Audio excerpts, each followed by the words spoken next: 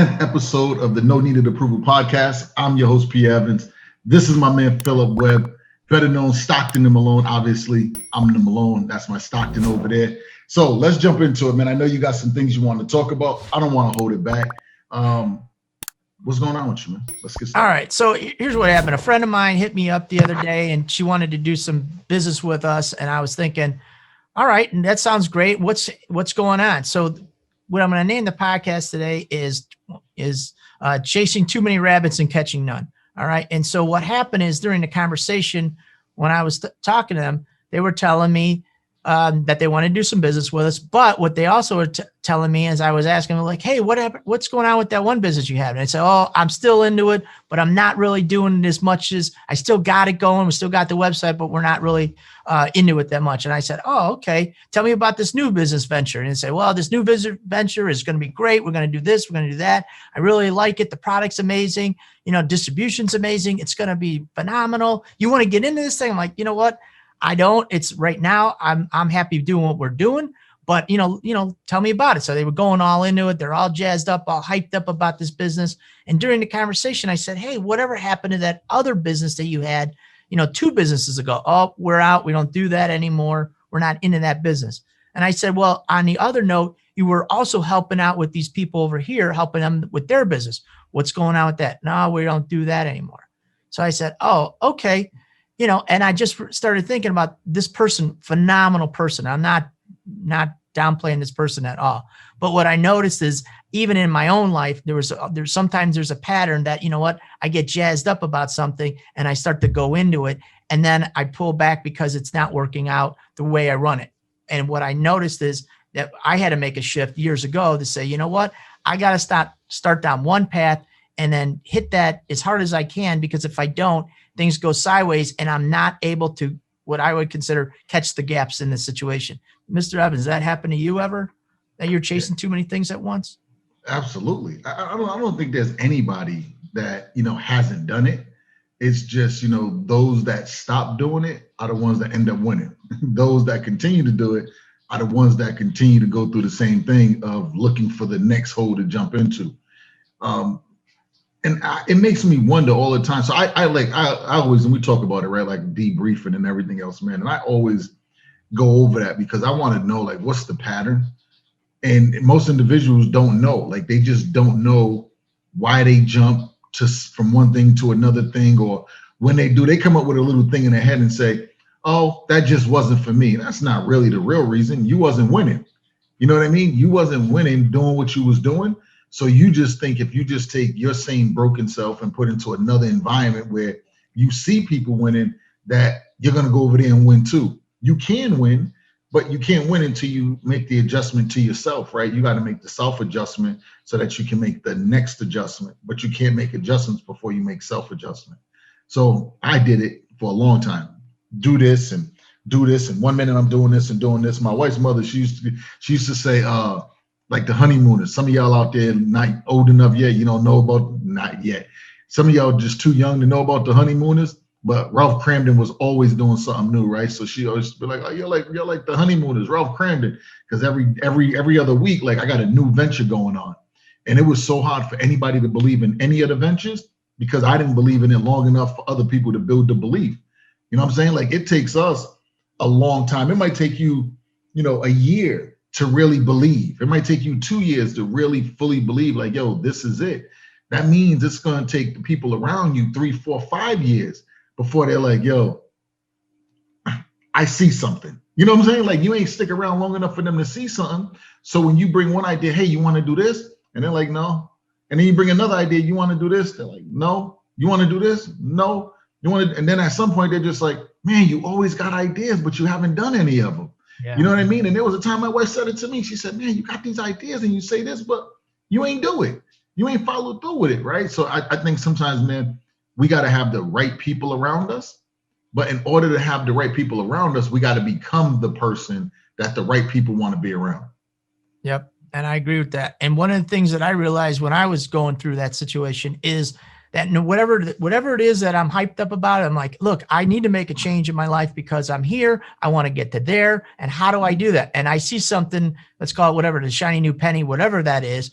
it doesn't matter. But then I realized, you know what? I can't necessarily do it alone. I need somebody to help me to do that. So even if we're talking, I know a lot of people are excited about real estate, or they're excited about, Shopify or Amazon, or they're doing something on the side. They want to change their life. They want to make that adjustment, whatever. They want to go into business for themselves, but they can't. But what I realized, at least for myself, and I'm not everybody, but I need that coach to help me through to get me to the next level. So what we done, like we were looking at doing some real estate.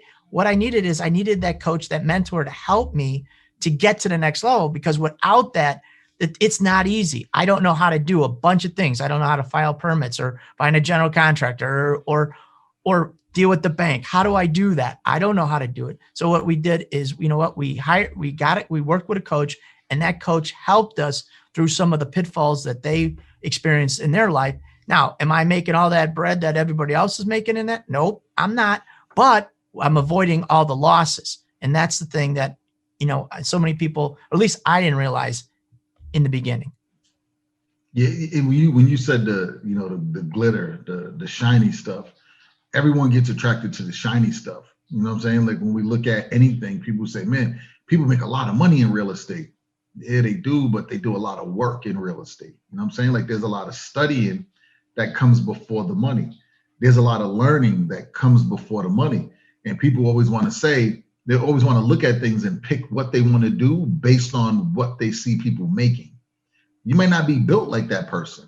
So you might only be willing to really do 20% of the work that individual did to get to where they are. Well, 20% of the work it's not even going to get you 20% of the income. 20% of the work is going to get you nothing. They had to do 60% of the work, 70% of the work before they got to the income. So if you're only willing to do 20%, but you want the outcome, it's not going to happen. You're going to give up, right? So if you're picking something based on the money outcome, it's not going to work. But if you pick something based on like, yo, not only am I good at this, but I love it. And maybe year 1, 2, 3, 4, 5, it don't work. But year 6, 7, 8, like, yo, it could go crazy. But because it's something you enjoy to do and you really got a love for it, you're going to stick around longer. But when you're doing something because it's shiny and it looks good, you're not going to stick around the same. Like your attention span with it is going to be short, right? Like I can literally get up every day and get in front of the camera every day. I can literally get up every day and get on the phone and talk with people and coach people through things. I can literally get on the phone with the coach and learn based on the lane that I'm in. Why? Because I love to do this. Like I can sit here all day, not watch TV, and just be dialed into what it is I'm doing and learning. And this is the crazy thing. I could be doing something for like 10 hours and like probably really won't get it until like I'm in like hour 7. So the last 3 hours are the most productive hours. The first 7 hours, I'm just studying, frustrated, learning how to do it. And then I'm finally like, oh, I got it. And my wife would be like, what happened? I'd be like, nothing, I figured it out. You see what I'm saying? And now I'm excited, but I went through 6, 7 hours to get this little burst of excitement to say, yo, I got this one piece done. And if you're not going to do this, if you're just stuck on you're stuck on the glamour of it, right? The shine of it. If you're stuck there, like, yo, it's not going to work. You're going to go find something else, because when you first start off, everything is exciting. Everything is, entertaining. Yep. And in the beginning, it's all exciting. It's all, and like, wow, I could make this kind of shift. I could do that. I know, like for us, when we would teach people how to get in the ATM business all the time. We would coach them up. And then I'm like, you know what? I can't do this. What I need to do is get on social media, but I didn't know anything about social media. I didn't know how to do it or what to do or where to start. Mm-hmm. And so what I did is I just said, okay, well, I'm going to start. And I started and I'm like, well, this doesn't make sense. I'm not a computer literate kind of guy. I don't know all the stuff that you need to know. I'm like, people say, well, just shoot it on your phone. Okay. But how do I get it from my phone to the channel? How do I move all this stuff? Right. I had no idea how to do any of this. And then it takes some guts to sit there in front of the camera, because I didn't know how to do that. I'm like, oh, I'm going to look like an idiot. 20 years from now, somebody will say, look at what we found on social media about you.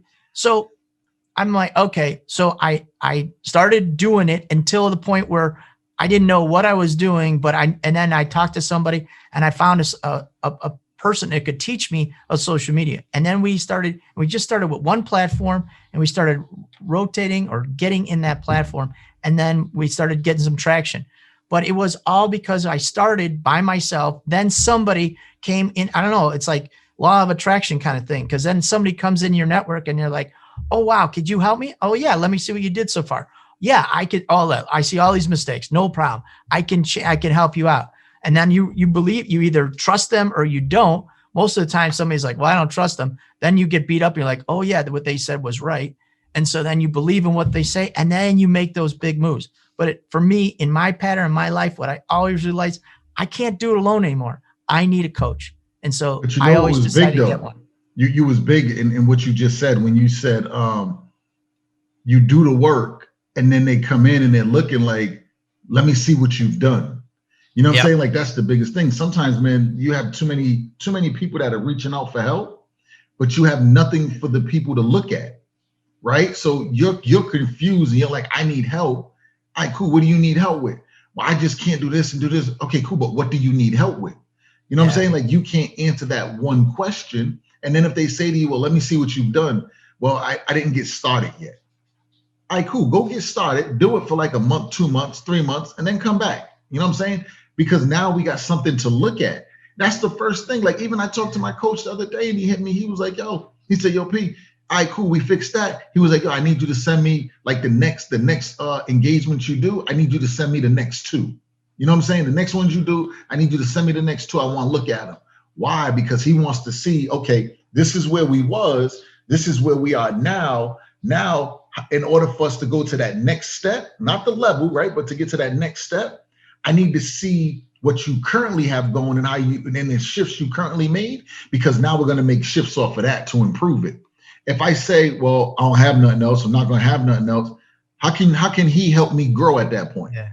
So you got to go out and you got to like take everything you got in your little brain and you got to dump it out and go execute all of it. And then you find out where your gaps are. And then when someone says, hey, how can I help you? Or you say to somebody, I need help. You can say, here, watch this. These are the areas where I feel like I need help. And now they got something to look at. And they might say, nah, what you're doing is fine. You just need to do this to make it better.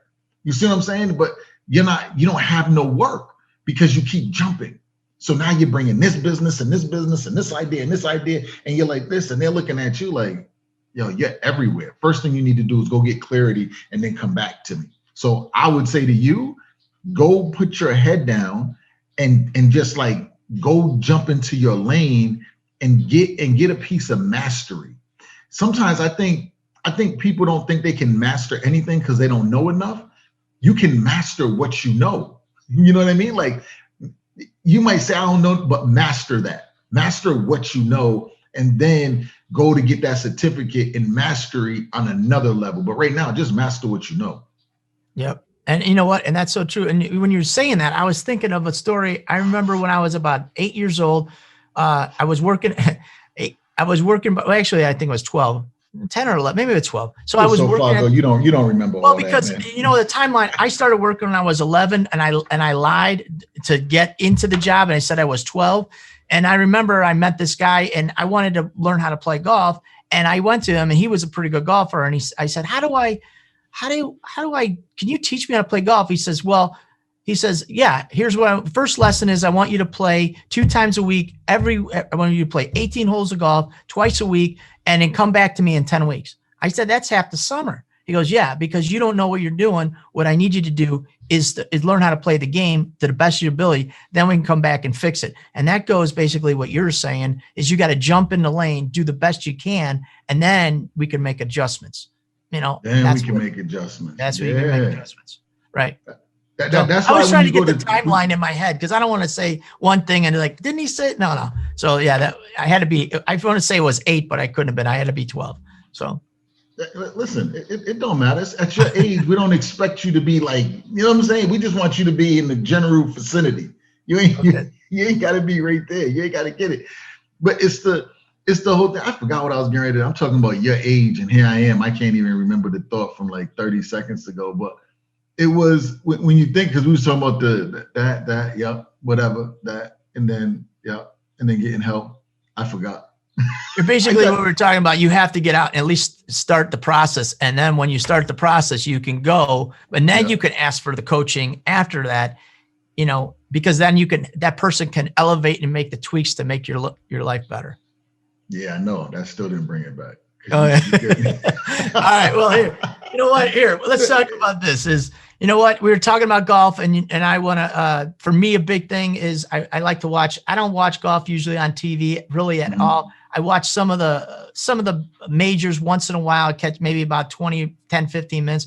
I usually don't watch it. It's got, for some people it's very boring. But I always like to do is I do like to watch the Masters event. This was Masters Sunday.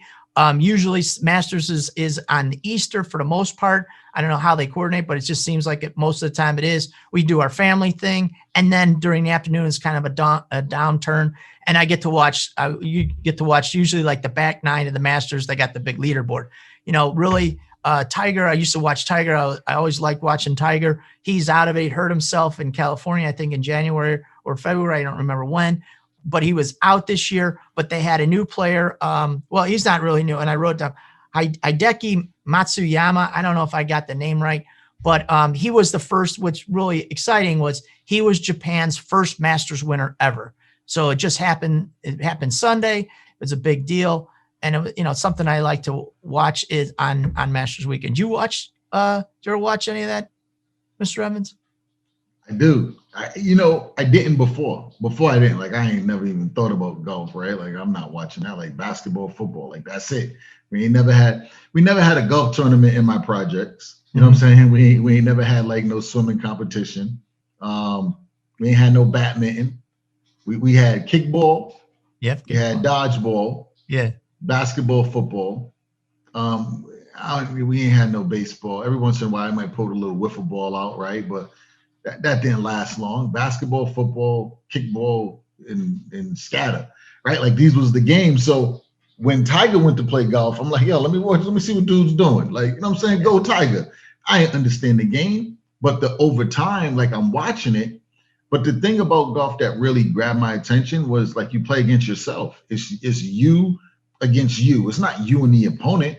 That opponent needs to beat himself. Mm-hmm. I need to beat myself. You're not like, there's no defensive moves, right? Everything is offense. Everything's offense. Like this whole thing is offense. So when you think about a game, if my offense can outscore your offense, then I win, right? So I'm looking at it as life. Like in life, you can look at it and say, I got defense and offense. But if you're just on offense, you just got to worry about putting up points. You know what I'm saying? You got to worry about putting up points. That's why when you watch like a Tom Brady and a Drew Brees play, it's exciting because they're both gunslingers. Like They're both going to throw downfield. They're both looking to throw to the end zone, right? So it becomes a high scoring game. And whoever has the ball last is most likely to win that game. So I'm looking at life like, I just want to stay on offense. I don't need to be on defense. Defense is saying things are wrong. No, I just need to be offense. And if I can put up points every day, then I'm going to win. If every day you could put up 100 points, $100, like, okay, cool, you can pay bills. If every day you can put up 200, you know what I'm saying? 200 points, $200. If you can put up 300 points a day, like, how do you just become consistent on that? And you do it by staying on offense. I don't need to be on defense. Defense means I want to block you. I want to stop you. Offense is saying, no, I want you to score. And then I'm going to score. And I want you to score. And then I'm going to score, right? And we're going to do this thing back and forth. And we're going to motivate each other through the whole process. So that, for me, that's what golf, when I see people playing golf, that's what I see. The ones who stay cool during the tough shots, right? When they shoot it down and they get on the green, or they might be in that rough just a little bit, but they still got a good angle, a good spot to be able to get to that hole. And they're still playing offense. You know what I'm saying? So that's what I like about golf, man. It's you and you against you and you. Like there's nobody in between. So that guy won the tournament, and they were showing this other kid. What I found, again, I don't watch it enough to know, but what I found out is this kid Will Zalatoris. Okay, young 23-year-old kid from Wake Forest. Is his first Masters again. He finished second in the tournament. And what they did is when I watched in the tournament, they showed him on the driving range when he was like 4 years old. And he was hitting balls at 4, and they were making a comment. Look how good he looked at 4 years old. The kid's 24 years old now. So for 20 years, he's been playing the game to get to the point that he's at. I mean, the highest stage in golf, really. But he took him 20 years. He had a ton of coaching. He's got a mental toughness coach. He's got a swing coach. He's got probably a dietary coach. He's got all this to get him to where he is right now. And it was just unbelievable, highest stage in the land, but he didn't do it alone. To get to where he was, he had to spend a lot of time. He grinded it out through the whole process, but he didn't do it alone. So that's what I found was really interesting about this kid. And the kid, wow, unbelievable mental toughness. They're interviewing young buck out there, 24, and they're interviewing. He looked cool and collective the whole time, and he just did his thing. But I thought, how many times was he put in this position? Maybe not on the Masters first time, but still other tournaments, just to be this cool as was yesterday. Think about this, right? And that's another thing too, like being this cool. And that's what I was saying too, when being on that field, being on that course, and you're hitting the ball and you get that bad shot and you got to brush that off. You got to mentally be in the space where, all right, cool, that last swing got me here, but this swing right here, like this is gonna be a stroke that is just phenomenal. You know what I'm saying? Like, to be able to get out of that bad mindset of that last stroke, and now you're in this new place, that's a whole nother animal, because you're battling yourself. There's no one else for you to blame for the shot you took. There's nothing. It's just you. But one of the things, when you were saying, it took him 20 years, he was 4 years old making swings. Now he's 24 years old. He just won the Masters. How much you think he made off the Masters?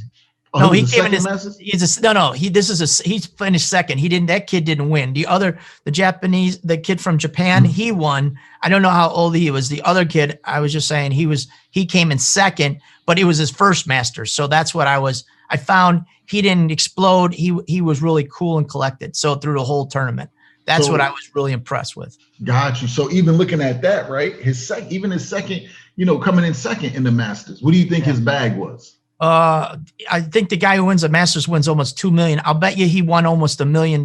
And I mean, I could check it out, but I think he probably got close to a million. And that's where I was going to go with it. Is this kid was 24, 20 years perfecting his craft. He probably cashed in $1 million yesterday. And so, how long does it take to make $1 million is really what I want to figure out. Well, I guess they say it takes you about 14 years perfecting your craft. It took this kid 20 to get there, and so that's a lot. It's a lot of time.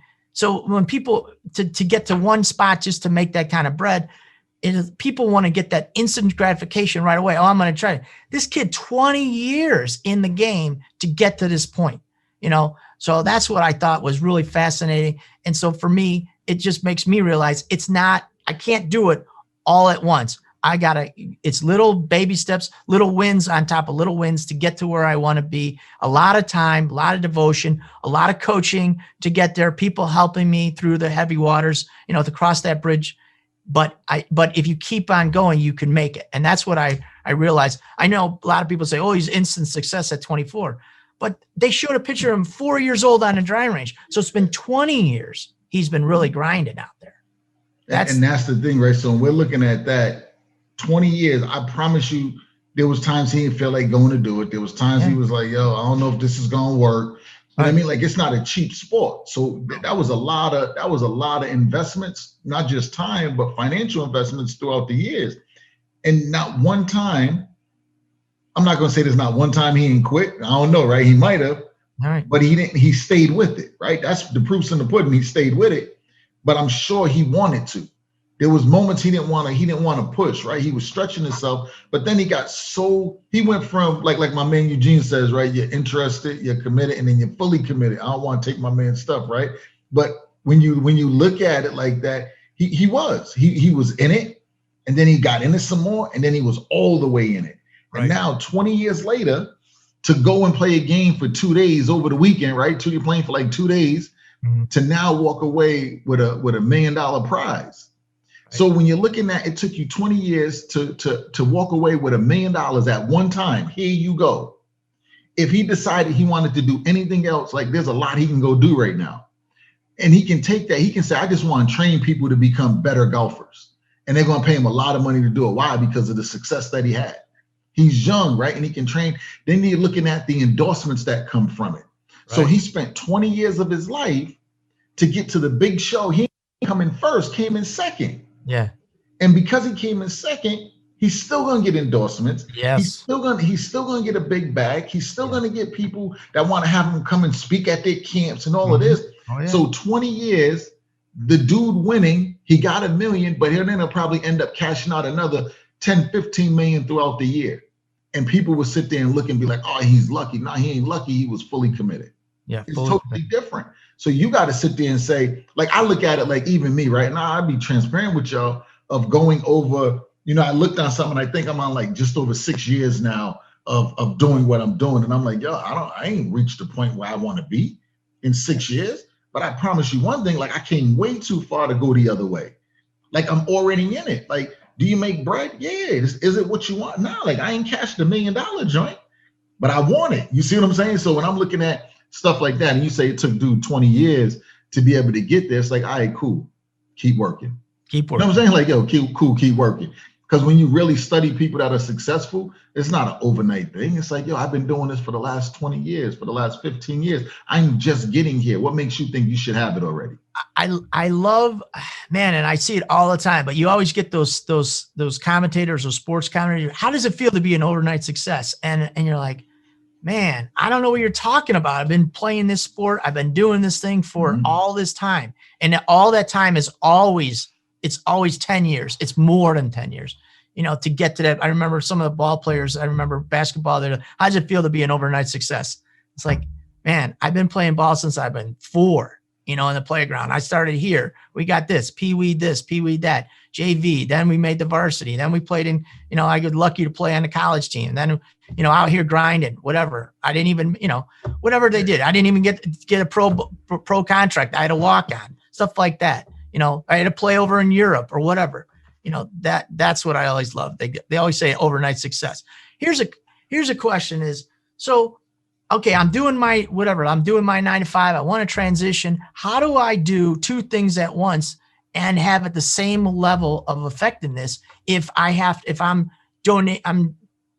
making as hard as I can in my job, and then you're telling me, yeah, but you got to put in this extra time over here. How do I do 2 things at once successfully to get to that next level? Because that's always, I see a lot of people, it's like, Bill, I'm hitting my job hard, and then you're telling me to do this. I'm like, well, I'm not telling you really anything. You're telling me you want to make a shift in your lifestyle. So what do you tell the people, when they come to you and they say for your program? Number one, man, if it's a shift that you want to make, you make time. You know what I mean? Like if you want to make the shift, you make time. It doesn't matter what you do with your day, right? We all have the 24 hours. Like that's not going to change. 86,400 seconds. That's there, right? It's solid, solidified. Never going to be any more. Never going to be any less. But when you look at it and you say, okay, this is what I do with 40 of the hours, and this is what I do with, out of the 40, well, really 8 of the hours, right? Like I'm sleeping, I'm using this other 8 and I'm working. Well, we're going to sit there. You look at that whole 24, and you might find like 3 hours, 2 hours where you're like, I don't even know where it went to. That was you daydreaming. That was you just sitting on the phone BS and talking to people. That was you walking from your house to your car, getting in your car, driving from, your parking spot to the grocery store. Like that was you doing these things. But what could you have done on your way to the car? Was there a phone call you could have made? Was there something you could be listening to when you got in your car? What was you doing? Like, what are you listening to? What are the conversations you're having with people? And if it's not conversations that is geared towards making you better, then that means you're wasting time. So when you say, well, I did this all day and I don't have time for nothing else, cool. What did you do in your relaxing time? Well, I did this, this, and this. Well, if you really want what you say you want, your relaxing time shouldn't exist. It should be doing what it is you say you want, because you want this, it's not work. You know what I mean? So I just think sometimes we look at doing things as work. Like me sitting here, you sitting here right now and doing the part, like this isn't work for me. This is like entertaining. Like I love it. I love to do it. Like if we can sit here all day and talk for 3 hours, 4 hours, have a 24-hour marathon, like I'm gonna get up and go to the bathroom. You know what I'm saying? So I might black my camera out. I'm gonna get up and grab something to drink. But I could do this all day long. It's not work, right? So when you stop looking at it and saying, I gotta go from work and then I gotta go over here and you want me to do more work. Yo, if you're looking at what you want to do for your life as work, then it's really not what you want to do, right? You should be excited to go do it. You should be, if you was a golf coach and you got to, every time you got out of your job, You got to go to the course and hit balls and show people how to hit balls, and that's what you love. That's not work. You're excited to get there. You can't wait to get out of work to go get there. You're in work learning skills that you can use over there. It is what it is. I just think it's a mindset, man. It's a frame of mind, and that's why everyone has to have personal development in your life, so you can stop thinking about things the way you think about it, because your thought process is what's screwed up. And I agree with that. So like first thing we do and for our program is we got to teach them the mindset shift, just exactly what you said, and says, hey, look, here, you're telling me you want X to better your family, to better your life, to put more bread in your pocket, whatever you want to do. But now we got to take those hours. And one of the first things we do is we break down how they spend their hours during the week. And now we show them, look, you have X amount of hours every week that you can dedicate to your ATM business that you're trying to build. And the reason we want to do that is so we say, look, you're wasting time over here. We can repurpose that time over here. And then you can take that time to start to bring in residual income. And it sounded just like what you were saying over there is you got to get them. They're coming to you for your program and they're saying, look, I want to make this transition, but I don't know how. And then you're showing them, hey, this is how, you can repurpose that time. So again, if both of us are doing the same thing, we're showing them how to reposition their time so they can make that change in their life. Yeah, and that's part of when people are talking that, jumping around and they're coming at you with a bunch of different ideas. You look at people in multi-level marketing, and listen, I have nothing against multi-level marketing. I think it's awesome. It's not awesome if you're the person who gets in every company that's out there and try to offer everything that's out there to all your friends and family. And the minute you got your friends and family involved with one product and you ran out of friends and family, and now you don't know how to get a stranger to go ahead and take part in your program, in your product, in your service. Now you want to go to a new business, like, well, let me get something new and offer that to my people, because I don't have nobody. I ran out of people to sell this to or to offer this service to. That's not business. You know what I mean? That's me wanting to take advantage of friends and family. Like, hey, buy this because you like me. How do I get other people to like me the same way as my family likes me? How do I get people to refer people to me? You know what I mean? Like, there's so many other things. So I just think you gotta really look at it and say, I'm no longer going to jump. You know what I'm saying? Like, I'm not gonna jump from this to this. I'm going to stay with it. And the longer you stay with something, the more people know of you having something, and this individual will come to you, right? More people will come to you. But you ever do something? This is what got me, because it happened to me, right? You ever do something and you do it for a little while, and the minute you stop doing it, somebody finally calls you to ask you about it, and you're like, oh, I don't do that anymore. Like, that's the worst feeling ever. Oh, yeah. You know what I'm saying? Like, that's the worst. You're like, yo, where was you at 3 weeks ago? I just stopped doing it. Yeah. Well, why'd you stop? Right. That person called you back. Somebody else gonna call you back. So if you know that every time you stop doing something, somebody calls you and they ask you for it, and then you're trying to get them to do this new thing you got, and they're like, nah, they finally got ready to make this first move with you. So you just got to stop, because it's all about timing, man. You might not be the person for today, but you could be the person for next week. But you got to keep doing the same thing until you get to that point. So you can't quit, man. Forget quitting. Forget stopping and starting over. That sucks. Starting over is tough. So I'm looking at, so then I thought, okay, well, is there a way that I can do two things at once? And if I could, how effective is that? And I started looking at I looked at pro ball players, and I'm thinking, well, how many people playing pro ball ever did too many, two sports at once? And the only one that I think of is there's two of them, is Bo Jackson. He played for Los Angeles Raiders for a while. Then he played for the Royals. And I think he switched to some teams. He did that at the highest stage in the game. He was able to do that. And and also, Deion's primetime, Deion Sanders, he was able to do that too. But for the most part, there wasn't a lot that I can remember. I'm sure if I Googled it or something, ooh, that's a shout out to Google, right? Does it go in our advertising? I don't know. But, so was it the high, could you do it at the highest level in the land? the highest stage in the game. And I think you could do it for a little while, but even there, it's not sustainable for a while. I think maybe Bo Jackson, I don't know how many years. I think it was like 4 years. Do you know offhand he played for the Raiders? Nah, it was a few though. I know he did a few seasons for both baseball and football. Yeah. And was successful. Like he had a name in both. Yeah. But I don't know exactly how many years it was. But it's crazy because Jordan played basketball and he played baseball. Right. And when you mentioned the two, Bo Jackson and Deion, Jordan didn't even come up. Yeah. But Jordan played baseball and he for played 3 basketball. years. Yeah. But in baseball, he was trash. He wasn't. Yeah, he tried. He was trash, but he was trash. Yeah. Like, just call it what it is. He was trash. He didn't do it like Bo. Bo went from the field and went on base and played baseball, and so did Deion, right? But for Jordan, it wasn't the same. So you're taking somebody great in their craft and what they do, like on that basketball court. Jordan was that guy. Yeah. But you put that same superstar on the baseball field, and he couldn't perform the same. No. Now we can say it was this, and it was because of this, and because of that. But there was some mindset that he wasn't able to get in to play professional on both levels that Bo Jackson and Deion was able to do. Right. So as a person, and I don't know, maybe he could have been like, man, I'm that guy. I could do whatever. I don't know. Maybe Bo was like, man, I can do whatever, but I got to work extra hard. You know what I'm saying? So maybe Jordan's love wasn't the same for baseball, so he ain't putting the same effort as he did in basketball. You know what I'm saying? So when you think about it, it's like, how do you take somebody great in one thing, but they can't be great in something else? And that's the same thing as people trying to get into professions or get into areas that they're really not dedicated to becoming great in. I'm just doing it to do it. I don't want to be great. I'm just doing it to do it. You got to do everything with that mindset of, I'm doing this to dominate. You know what I'm saying? I want to be the dominant one in this field.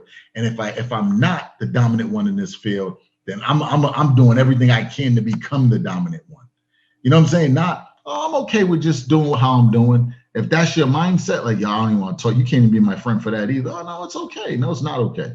You know what I'm saying? Like, I think that's the stuff that gets people that gets people in that position of, I'm going to just find something else to do. You get stuck, man. And I think even Michael Jordan would have realized, you know what, when he left the game on top, the best of the best, and he left, I don't know when he left, 91, I think, and he left for 2.5 years, whatever that was a long time, because in Chicago I was a diehard Bulls fan, and it was a long time without him.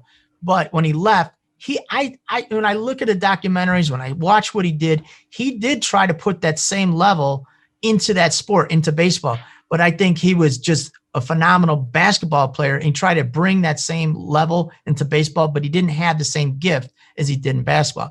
And I mean, he was a phenomenal player, mentally tough, physically tough, but he had that gift that gave him that extra. He tried to perform on that high stage and he couldn't do it the way he could dominate in basketball. And even when he came back, he thought, I'm going to run right into it. And he was like, my legs are shot. I'm not tough. And he spent like a whole year just going back and grinded. I mean, he rented like a facility or somewhere, I think on the West Coast, and he was doing pickup games. He invited every pro ball player in there, all the kids, all the college kids in there to play against him so he could get back to where he was. I mean, even when he tried to come back, he wasn't back. He had to work hard to get to that extra level, but he had that enthusiasm and he had that dedication. No matter what we do, and he had a phenomenal coach. Bring that back to coaching, you know. So it's always about, you know, to get that higher level, you need that extra coaching to get there and stay there. Yeah, no, you definitely need it. That's a no. Well, I don't want to say it's a no-brainer because there's some individuals that just won't do it. You know what I'm saying? And that's one of the things we was talking about before your high quality internet went out. Is right? As far as, you know, like just getting to them other levels that you say you want to get to, but there's so much dedication that it takes to get there. Is it really beneficial, right? And for me, it's not, right? Like, I'm hands down, if you don't have a coach, I'm out, right? If you don't pay for your personal development, I don't want to be in communication with you. And it's not because I don't like you. I don't want to be in communication with you because you're not committed to your growth the way I am.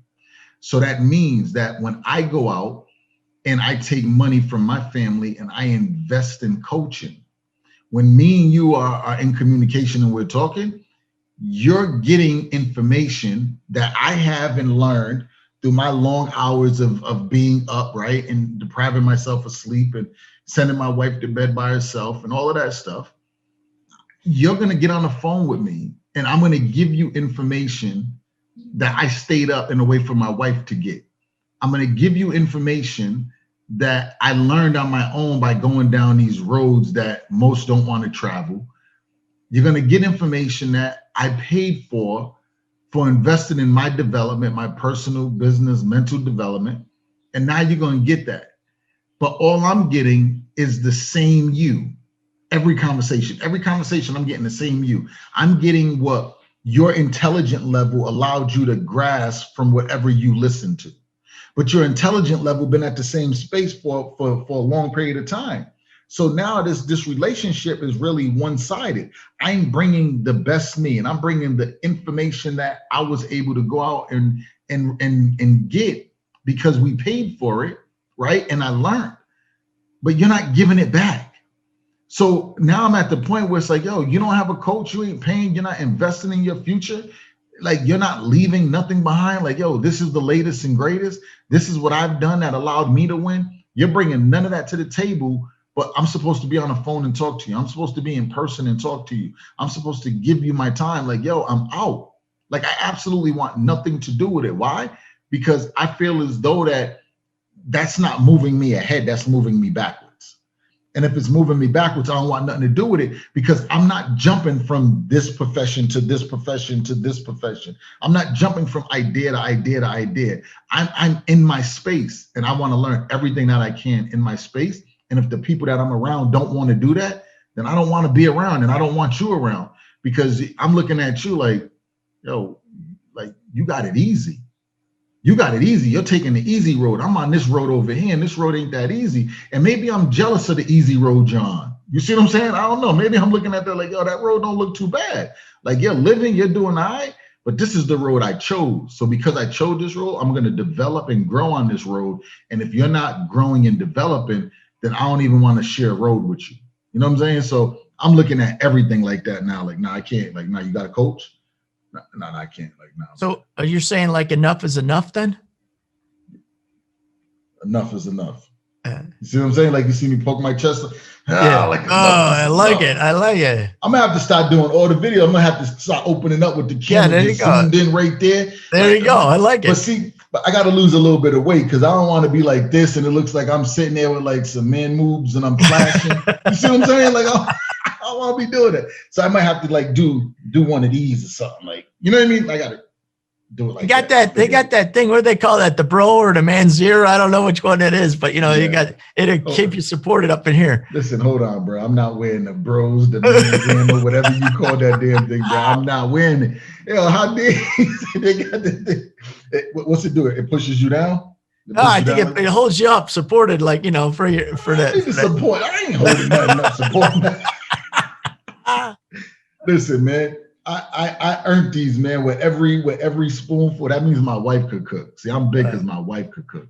Shout out to your wife for cooking. That's good. I like that. Shout out to my wife for cooking. Anybody want a plate? We got plates on Sunday, $33.95. Come check us out. You see what I'm saying? Yo, we do overnight flash freeze. Check us out. I love it. But yeah, you know what? And I think that's part of your program, you know, that the Dominant by Design. I mean, that's some of the things that you help the students out with, that is when they're struggling with that. Oh, for sure. Hey, and that's the thing, man. When we're talking, right? And we're looking at, I've been really thinking about it, like the Dominant by Design. And I talked to my coach and he helped me come up with the whole thing. And it was crazy. But the more I say it like every day, the more I dive into it every day and develop the work around it, I'm like, man, Dominant by Design it's going to be one of my best projects. You know what I'm saying? It's going to be one of the best things that I worked on. And again, everything is the same. It took me 6 years to get to Dominant by Design. Yeah. You know what I'm saying? It took me 6 years to get there. But when I'm reading my book the other day and listening to the audiobook, like I'm listening to the audiobook and I'm reading it and I'm going through it, and I'm like, yo, this really was by design. You know what I mean? And I'm looking at every area of it and I'm like, yo, I designed all the BS I had to deal with in my life. Like everything that I did, everything that I learned was designing the triumphs and the triumphs and trials and tribulations, right? I designed that. I designed my mess. I designed everything that was screwed up, and it was by design because I was like, yep, I'm gonna do this. Yep, today, yo, we're gonna go do this tomorrow. Later on today, we're gonna do this. Like I was planning my destruction. And then when I wanted things to get better, I started saying, man, tomorrow I got to do this instead of that, right? The conversation started to change. Like, man, instead of doing that, I got to do this. Man, I'm living this life. I don't want to live this life. I want to live over there, but I'm gonna have to do this and this. How do I do it? And I started to do little pieces. And then people started to help me do little pieces. And when I put my mind to that thing, I started to design it in my actions. So you get an idea, and when you get the idea, your actions will help you to design the thing that you had an idea on. So now I'm sitting here and I'm like, yo, where I am right now was designed. With my camera and my background and looking the way it looks, right? And it can be crispier than this. And right now I'm looking like, okay, I can get this lens will do this, but I don't need that right now. I can do this. And I start to think about all these things. And I'm like, yo, my thought process puts the picture in front of me and I get to paint that picture. So I'm designing this thing. So when I'm saying dominant by design, I'm going to be dominant by design in every area that I'm in because I mapped this thing out. And that's all I'm going to study, and that's all I'm going to do. And that's why my friends have to have coaches, because I want to be able to piggyback off of your coach. If I'm spending X amount a month on my coaching and you spend X amount on your coaching from a whole nother coach, and then somebody else spends X amount on their coaching, and then we mastermind together, now we have each one of them coaches. So no matter what we spend this year, we all really tripled that because we're in this mastermind together and we're bringing all that information, putting it out on the table and saying, this is what worked for me. How could it work for you? Oh, that worked for you. How could it work for me? So now your coach is my coach indirectly. My coach is your coach indirectly. You see what I'm saying? And now you start to build that network of people. And I was listening to these dudes talk, and one dude was like, yo, I spent 150 grand on coaches. And he was like, yo, my dude spent 100,000+. My coach spent 100,000+. Yo, do you understand the information that's at them tables? I don't need to be at your table. I need to create my table and bring them people to my table. And that's why the people I'm around have to have coaches or we can't talk. Yep. No, and I agree with that. You know what it's like for me is that what I realize is that whatever I change or whatever I shift, I can make, maybe this is high end. This is the best I can do. I can make about 5%, whatever it is, by myself. But when I get that coach, I can make about 15%. That's, of revenue. When I look at it, I always break everything down to numbers, and I can figure out I can make about 15%. But then I can take that knowledge that the coach gave me, and then I can make an additional 15%, which is 30%. And that's the pure profit. That's not an operational cost. That's not anything. That's just a pure profit to get to the same level that the coach is at. And so I'm trying to figure out, well, how do I get there? What do I do? Because what they're telling me when I get all excited about that new program, whatever that shiny penny is, I'm like all jazzed up. They're making 30%. How do I do that? Well, it takes steps, and there's levels to this. But, doing it by myself, the best I ever can do is 5%. But if I get that coach, I can make 15, and then that coach can teach me how to make that 30. And that's real relevant. I know I'm talking in generalities, but that's what it is in every deal that I've seen. It's that coaching helps me get to that final number. So I'm going to leave them with that. What would you leave them with, Mr. Evans? If coaching helps you to get to that final number, go get you some coaching. You know what I mean? Like go get the coaching. You can only do so much by yourself, man. I promise. At the end of the day, you can do so much. This is why, people go to school. Now watch this, because I want to be clear, man, before we get off here, right? I want to be clear. Coaching, people might say, well, I can learn that on my own. You can. You can learn stuff on your own. It will take you longer. Yes. You're going to go through a harder time figuring it out. But when you pay for coaching, It's not just the coach that you're paying for. You're paying for the connections the coach ties you into. Because when you have that coach makes connections for you that you wouldn't be able to make by yourself. Because the people that your coach is in contact with would not talk to you because you're not at that level. Right. Your coach is working with them. They're working with you. So that means when your coach sees you really shining and people see you investing and they're like, oh, you've been working with my guy. Like, yo, yeah. And now before you know it, they start watching you.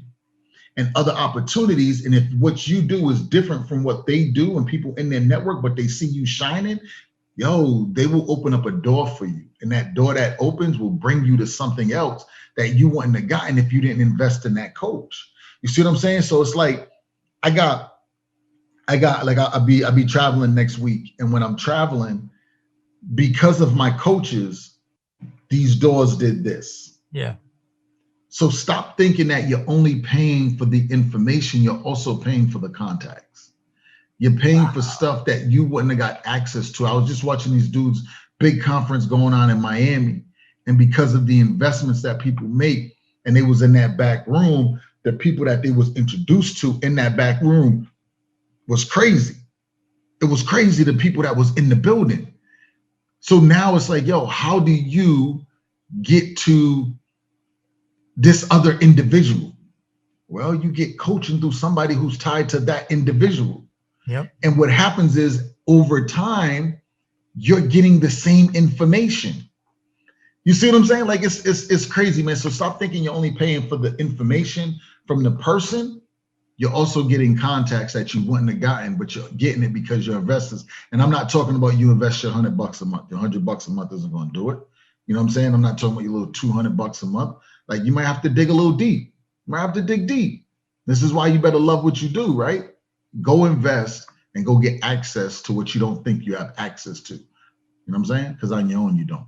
Yep. And I mean, I can reiterate that. I remember with my social media coach, I said, hey, I'm trying to do this. And they looked at it and said, look, hold on. Let me get this person on the phone. They got that person on the phone during the time that I'm supposed to be with them. And they said, oh yeah, you got to do 1, 2, and 3. You're not doing that. See what you need to do over here. I'm like, oh, I didn't see that. And even my coach didn't see that, but she knew somebody who did know that. And we got that done. And in about this fast, that was changed. And it was literally like 10 minutes at the most. And they reached out, they got that person on the phone. We made that change and we made that shift. And I would never have gotten that if I didn't know her. Never way. It wouldn't happen. And it's crazy because as you're saying that, I'm like, yo, I'm sitting on the phone with my coach like 4 years ago, like about 4 years ago now, we're on the phone. And when I was writing the book, and he was like, hold on, man. He was like, yo, let me hold on. Boom, coding on 3-way. Boom, pop my man on the phone. And was like, hey, talk to my guy. This is what I'm going through, blah, blah, blah. Ran it down. It was like, okay, cool. Yep, this, that. Yep, do this. AOP, man, if you need something, man, just, yo, you got access to my dude. Just let me know. I'll help you. And I'm just like, yo, like that call would have never been. Never been. But because I invested with my guy put me on the phone with the people he invests in. And They pick up the phone for him. You know what I'm saying? So you got access to other things. People know you're serious when you spend the bread. And this be the crazy thing. Sometimes there'll be a program out there and the program might be, $3,000 today. But next in like 4 months, that $3,000 program is going to be like 6. Yeah. Same program. But because of the people that you get access to, you pay more for the program. So number one, the program is producing, people are winning. Number two, not only are people winning, but the contacts that you get from this group now are even better. So now you got to pay more to be in the group because you got access to more stuff. You got access to individuals that you're only going to get access to if you're in this group. So why are you not? Why are you not investing? You know what I'm saying? Stop being scared. Stop saying, well, I don't comprehend that good, so I don't want to, maybe I can't use the information. Somebody else in the group don't comprehend good either, but there's people that will help you, right? Don't say it worked for them, but it might not work for me. Stop doing that. Stop being afraid. I don't read right. I don't comprehend. My spelling sucks. Like, yo, stop holding yourself back because of your own personal restraints, because of you judging yourself. You judge yourself so hard, you think everybody else in the world is judging. Don't nobody give a damn what's going on with you. If you're winning, listen, watch this. This is the crazy thing. If you learn how to win and you got a reading problem, people don't care if you got a reading problem. They're like, yo, you got a reading problem and you're winning. How'd you do it? Can you show me? Can I pay you to show me how to win? You see what I'm saying? So stop thinking because you're screwed up or you think you're screwed up because you're probably not as screwed up as you think you are. Stop thinking that you can't go out here and you can't win. There's opportunity, but you have to invest in yourself if you want to maximize the opportunities that are out there. That's all I got, man. I'm done. All right, no, that's good. Anything else to say? Nothing. Nothing. That's it. No, let me stop. But yo, listen. If you ain't get the enough is enough, go get the enough is enough. I'm gonna put the link in there. You can get it. My man Phil, what's going on, buddy? We're out of here. We're out of here. Thank you. I hit you like this. I hit you like this, and we're gonna see y'all on the next one. All right, y'all have a good one. Bye-bye.